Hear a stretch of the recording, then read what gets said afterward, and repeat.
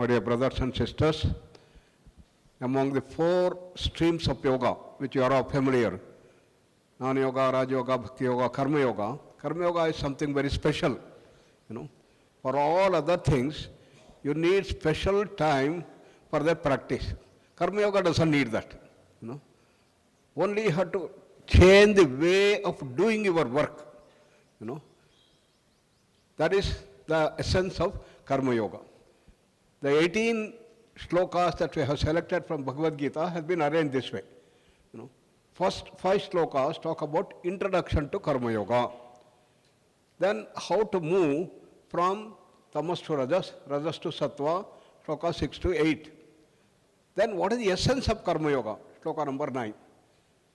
But when you go to sattva, there arises even conflicts to go beyond the gunas. That is shloka number 10.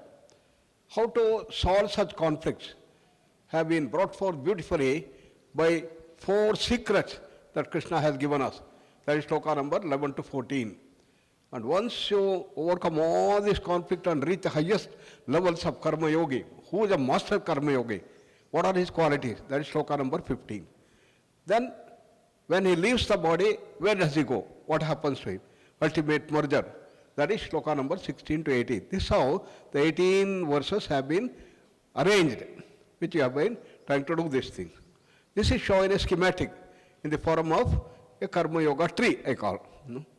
So, the first set is to understand that how we are all made by the 3 gunas, tamas, rajas and sattva. We must understand how much of tamas, how much of rajas, how much sattva that we all have. Recognition is half the solution. Then what is to be done? You have to shatter the tamas, control the rajas, develop the sattva. And that is the first phase of growth in Karma Yoga. So the eligibility criteria for Karma Yoga is to be more and more sattva. Sattva predominance is the eligibility for doing the Karma Yoga.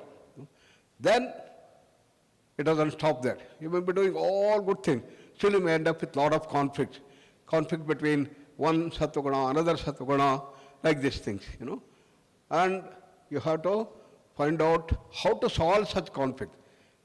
It's only here in Bhagavad Gita and the Upanishads we have solution to such conflict. Nowhere in the world, nowhere in the books, we have such wonderful solutions that Krishna Bhagavan has given us. That is the region of conflict going beyond the 4 secrets. Secret number 1, 2, 3, 4. And this when put forth. What are those secrets we are going to learn? And finally, when we reach complete, I mentioned we reach the highest level, that is moksha. What is moksha? Ultimate reality, pure consciousness. That is the state of infinite bliss, infinite knowledge, infinite freedom, infinite development. So that's our original state. That's the original state from where the whole creation has been made. These are the 18 verses that we have arranged, which we have started doing these things. Today we have come to the 4th sloka. So it's a very wonderful way by which the sloka starts. Arjuna has a doubt. He has been telling that ultimate goal is Naishkarmya. That is beyond space, time, causation, beyond mana, buddhi, chitta, ahankara. You have to go beyond all thoughts. You should be having in the state absolutely no action. That's called Naishkarmya. So when I have to go to Naishkarmya, what is to be done? I should go on reducing my work. If I am having 100 works, I reduce to 50 works, and 1 work and 0 work. I should go to Himalayas and sit there. Instead of that, you are telling that you have to do the Karma Yoga. Jayasi chet karmanaste matabuddhir janata. Tatkim karmani ghore mam niyojasi. Why you are involving him to do the work here, do the work, war, all these things you are doing? Why you are doing these things? He says. Then Krishna says, no. Even if you go to Himalayas, you cannot sit quiet. Nahi kaschit kshanamapi jatatishthati akarma krita. You cannot remain without thinking, without action, even for a single moment. Why? Nahi kaschit kshanamapi. Even a single kshana, single moment. Akarma krita na tishtati. you cannot sit quiet. Supposing he says, okay, Arjuna, you sit quietly, calm mind, silent mind, for 1 minute, 2 minutes, 5 minutes, 10 minutes, 1 hour. Can you sit? No. Why?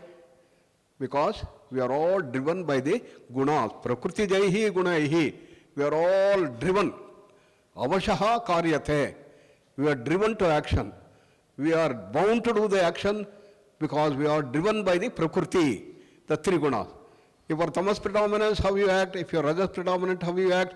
Sattva, how you are going to act. It will be described later. So, Krishna tells Arjuna, you may go to Himalayas, but you can close your eyes, watch over these things and sit in Padmasana, everything you can do. Karmendriyani sanyamya. But what happens to your mind? Think, manasa aste smaran. You go on thinking and thinking and thinking. The mind cannot remain quiet. Why? Because all of us are driven by our gunas, Therefore, do not try to run away from action. So, you be here and learn the art of working. How to work more and more efficiently. The karma yoga way. How to convert every action into a yoga. That's the beauty. Normally we think yoga means doing some asana or pranayama or mudras or bandhas or kriyas. This is the normal thing that we think. But Krishna is saying, no, every action should be a yoga. Yoga is a way of life. Hey, how is it possible? Sitting, standing, eating, drinking, urinating, excreting, everything can be yoga? No, not possible, we think. But Krishna says, yes, it is possible. In a later sloka, which I was telling, he says, Pashyan shrundvan sprushan digran ashnan gachan swapan shwasan pralapan visrujan grunhan unmishan nimishan napi indriyan indriyartheshu vartanta iti dharayan. Seeing, hearing, talking, eating, urinating, walking, drinking, urinating, excreting, everything can be a yoga. How? What is the secret? That's the secret that you all have to catch here in the Karma Yoga Shloka Sangraha. Krishna gives the secret. What is the first secret he is telling? You have to understand yourself, how we do the action, how much of tamas, how much of rajas, how much of sattva we have. All of you administer yourself Vedic personality inventory. How many of you have administered yourself? Vedic personality inventory. That will tell you how much tamas you have. 30% tamas, 30% rajas, 40% sattva. Or maybe 40% tamas, 40% rajas, only 20% sattva. If you have not done, please take these things. We can give you simple questionnaire. You can put it in your mobile and fill up the 5 minutes. You will know how much you have. So recognizing ourselves is half the solution. So all of you should do that. If you have not done, I request all your faculty to give you that, or our deputy registrar, he can send you the things, Vedic personality inventory, take it in your mobile, and then just fill it up. And in 5 minutes you will know how much we have.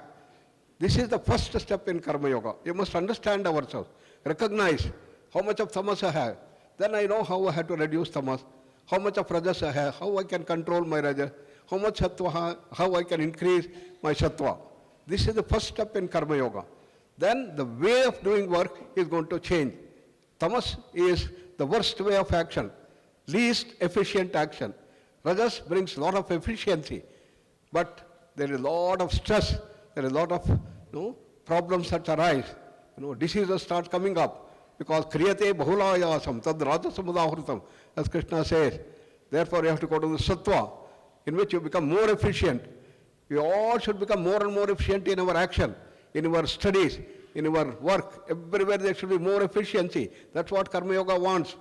So what is your efficiency at present? Depending on your percentage of tamas, rajas and sattva. You may have efficiency of say 30%. How to increase your efficiency? Move towards sattva. Then how we have to go even beyond to higher efficiency through the gunatita sthiti, are the things that he talks about. A fantastic and wonderful way as to how all of us and all executives should improve their efficiency, go to higher and higher ways of doing that, stress-free action, everything he brought out in this wonderful Karma Yoga Shloka Sangraha. Therefore, the action plan today, immediately please take Vedic personality inventory, find out how much tamas, rajas, sattva we have, and make effort to change. The way that you are doing action, you should change. How? If you are doing more tamasic way, you should reduce. If you are doing more rasic way, reduce. If you are doing more sattvic way, increase. This is what we have to do that. So we must make conscious effort to change. We go on in updating. For example, in your computers, you go on improving, developing. Google, you are going to improving. Everything in the computer changes happening, improving. So we should all improve this entire hardware and also the software that's involved in that. That is the Karma Yoga dimension, and I hope that all of you will do this thing. Sarve bhavantu sukhinah, sarve santu niramaya, sarve bhadrani pashyantu, ma kaschid dukha bhag bhavet. Om Shanti Shanti Shanti.